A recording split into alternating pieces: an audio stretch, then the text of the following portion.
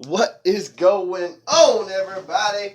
You got Blake Rowan right here. You got Ryan, this motherfucker. Uncensored Sports Talk. Back in this bitch. Uncensored Sports Talk in this motherfucker.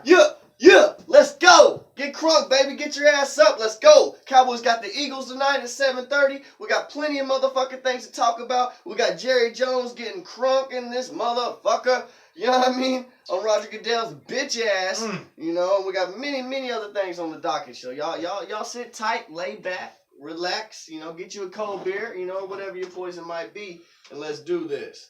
Pick your posing. That's how I always say it. Damn right. Cheers, homie. Anyways, one thing I want to get into right off the bat there is Jerry Jones, and apparently he has this ongoing lawsuit that the NFL has filed against him. All the other owners are like, I don't know why, but they're like trying to get him out of the league. First of all, Yeah. No. That's laughable. Jerry Jones built this motherfucker. You ain't getting him out. Damn right. You know? You know? Well, I mean, that's the thing. It's like, you know, Jerry, too, I think there's more owners, you know, that will back Jerry. It's just right now they're not. You know, because they're seeing the repercussions, and they don't want to feel that shit now. You know, like, I would say at the end of the season, there's going to be a lot different tone of owners than during the season. Yeah. Because the NFL and Roger Goodell can punish their team and punish their players. Yeah. And we're seeing that as Dallas Cowboys fans.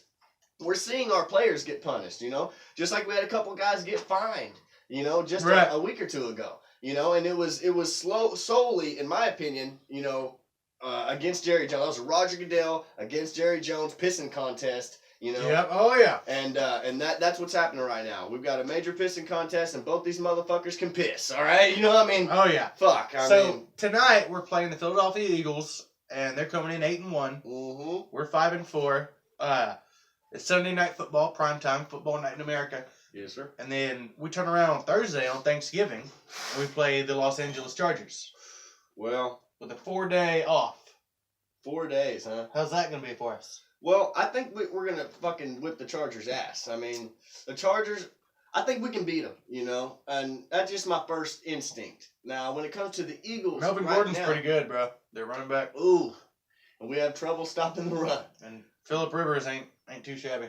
But, man, our defensive line has been great, though. Tank Lawrence, fucking David Irvin. Yep. You know, I mean, all those guys back there, I mean, they've been fucking coming together. And you know who hasn't been good? Jalen Smith. Ooh. Now, granted, I know he has his issue with his knee and his foot and the AFO brace and everything. Right. But, quite frankly, it's unacceptable. Well, I think Jalen Smith is what they knew he was going to be. I mean, Jalen Smith is say if a normal linebacker plays, I don't know, 40 reps. I don't know. Right. You know, let's just say 40, okay? Yeah, right. Jalen Smith is a 20-rep guy. He's a 15 to 20 rep guy. He's not a 40. No. You know, that's what I want to say. So and we knew what we were getting into with this guy. So, I mean, we should have gotten more depth in our linebacker core, you know? We should have. And see, we lost one guy to injury, Mark Nzacha, or I think it was Andrew Gaskar, and then somebody picked up Mark Nzacha. So those were our two pretty good backups that weren't like high-profile names. Yeah, and we fucked up, and we forgot about Sean I seriously history too. I feel like if we had Mark Nzacha and Andrew Gaskar, our defense would be a lot better right now. Yeah, well, I think we had anybody. Yeah, I mean, it's just now we're having to play Jalen, you know, too much, you know, and he's got that drop foot. Hell, it's that simple. At this time last year, in the offseason, before the season started this year, me and you both thought that Jalen Smith would never play a down of football in his life. Yeah, exactly. That's the point we got to, you know. Yeah. But also, I did know that if he did get back on the field, and if he did get on the field with Sean Lee, then they would shine because he wouldn't have to play so many reps, you know, and he could, and that's what happened at the first of the year. And he was great. That's the thing is Sean Lee is the glue that holds this defense together. This defense goes from being about 14th, 13th in the league, and Sean Lee's out, goes to 32nd. Yeah. Yeah, definitely, you know. Because he is our captain on defense. He is our quarterback. He tells everybody the exact position to be in. He tells everybody what play the offense is going to run. Yeah. Yeah, and Jalen so- does that to an extent. Jalen's only problem is he's physically limited and he can't physically make the tackles. Yeah, But see, that's the thing. And that's what pisses me off as a fan. Yeah. Well, I mean, I honestly, I blame our coaching staff. I mean, we didn't go out and get it. We should have fucking drafted a guy or something, man. Yeah, and not just that. I mean, there's still time. I mean, can we not still get somebody? Go out and fucking get We somebody? did sign a linebacker. His name is something Lynch, and he's young and he can run. So hopefully we'll see a little bit of him tonight. That'd be good. Hopefully, man. Well, let's flip over to the offensive side. What's going on? Obviously, we don't have any Ezekiel Elliott. Like we said, Jerry Jones is on fucking fire. Over that Roger Goodell shit. And, word is that Roger Goodell straight told Jerry, earlier this year, like in August or whatever, he told Jerry, hey, man, I'm not going to suspend Zeke. Zeke's not going to get suspended, And I'm sure they must have had more of a conversation than that, but that's the reports that are coming out. And, if you think about it, and that's the shitty thing. And if you go back and look at our shows, and one thing that I said, and this is one thing I hate, is that the NFL acts like they're bigger than the justice system of the United States. That's what they're acting like. That's unfortunate, but it all comes back to that's the contract that the players signed. Mm-hmm. The players signed a collective bargaining agreement that gave all the power to the NFL. Yeah. Yeah. Had they not signed that, we wouldn't be in this predicament right now. Yes, sir. So let's go back to Jerry. So now Jerry, is straight fighting against Roger Goodell because Roger Goodell's coming at him and his guys. And what's weird is Jerry Jones is really on both sides of this argument because he loves his team, he wants his team to win, he loves the NFL and all the players in it, but also whenever it comes to collective bargaining time, he's on the side with all the owners. Right. Well, that's what I'm saying, and that's what I'm saying. That's why I think a lot more owners are going to come out and have Jerry's back after the season's over. After. Did you see Roger last can week? Go after him. Last week, whenever we played the Atlanta Falcons, it was before the game, and the announcer Troy Aikman and Joe Buck made a big deal out of this. The fact that Jerry Jones and Arthur Blank, the owner of the Atlanta Falcons, did not speak to each other at all whatsoever. Wow. Yeah, and usually they're like chumming it up. Yeah. Chummy chum style. I'm going to show you shit's getting real, between the Jerry and Roger. Roger. The fan. And another thing is, see, usually Jerry Jones, and if you notice, Jerry Jones hadn't really come out that much at all and said anything public about since this Zeke Elliott thing started. Yeah. That's a power move. That's on purpose. True. Yeah. Because he knows when he talks, people listen. So Yeah. he's like, I'm just going to sit back, let everything happen, and then when it's time for me to talk, I'll talk. Well, that also tells me that Jerry don't have to talk. No. Roger, and this is my personal opinion, I could be wrong, but I think Roger's shaking his fucking boots right now. Because Jerry's coming at him full fucking steam. This is one of the richest men in the world. Jerry Jones is and smart. Without a doubt, the most powerful man in the NFL. Yeah, and especially and everybody knows it. Yes.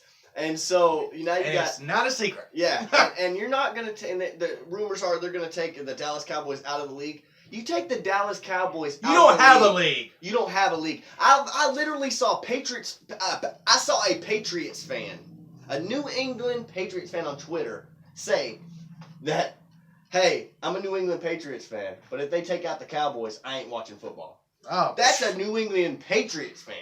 Me saying neither. that. What am I gonna? Be Be a Redskins fan or something? No. Yeah.